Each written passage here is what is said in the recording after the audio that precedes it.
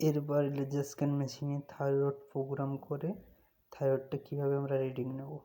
প্রথমে ক্লিক করব run test, তারপর প্লেট ডেফিনেশান 1 নম্বরে ক্লিক করব।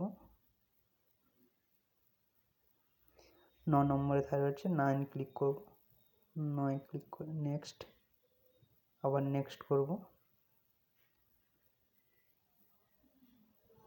Run test. স্যাম্পেলটাকে আমরা স্টপ সলিউশন দিয়ে নিয়ে এসে মাইক্রোপ্লেটকে ওয়েল সমেত মেশিন সিস্টেমে বসিয়ে দিলাম। বসানোর পরে ঢাকনাটা আমরা বন্ধ করে দেবো, দিয়ে রান টেস্টে ক্লিক করব। মেশিন রিডিং নেবে, মেজারিং নিচ্ছে।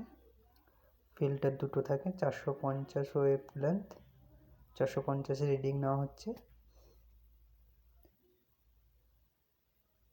Second wave length 630।